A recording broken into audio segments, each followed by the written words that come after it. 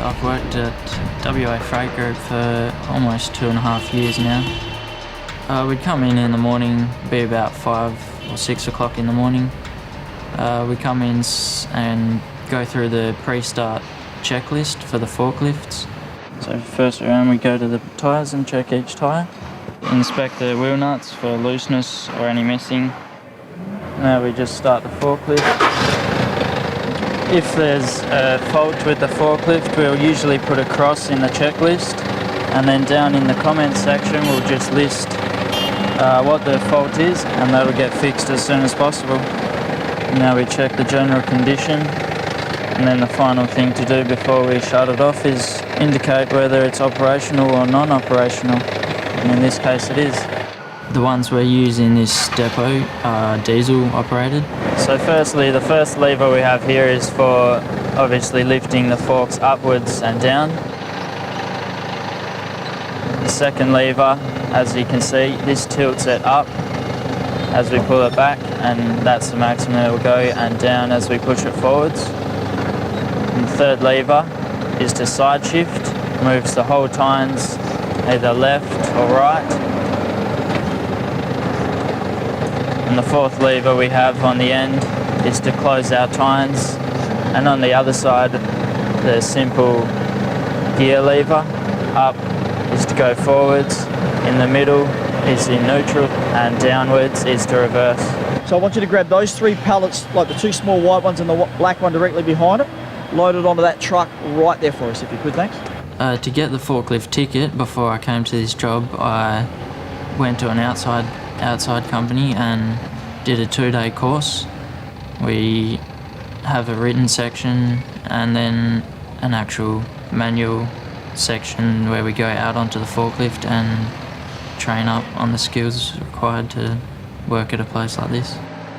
For myself, I hadn't had a lot of experience before I came to this job, so it was a matter of getting onto the fork, getting experience, getting a feel for the forklift before you had the right skills to be loading trucks and doing the daily requirements we need here. We did get supervision for the beginning, and we'd start off with the smaller jobs, out the back, away from the hustle and bustle of the trucks coming in and out and loading up the odd items that, a more experienced forklift operator would have to do. We have to be an aware person, aware of your surroundings. A forklift can be a dangerous vehicle if used incorrectly. You have to make sure you know exactly where everything is around you at all times.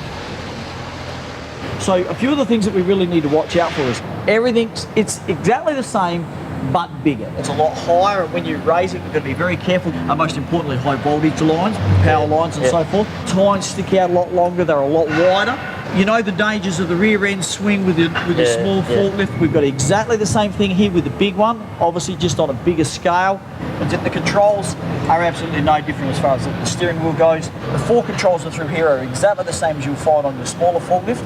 The noticeable thing with here, of course, is you notice that we've actually got the gauge here that'll actually tell us how much we're actually carrying. Pretty straightforward as far as that goes. And look, we'll get you up and go and have a play. Take the handbrake off, stick it in the gear, stick it forward. There are a lot of jobs out there that require forklift operators, and obviously there's a lot of companies that need the skills and you need your forklift ticket. You do use the same fork ticket.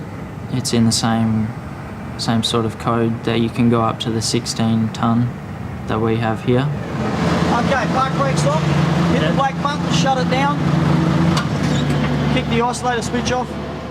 I am actually a uni student studying accounting. This job, it ties in well with being able to work around university and keeping the hours. The hours are flexible for me. It does get me through with the money I need to get through uni.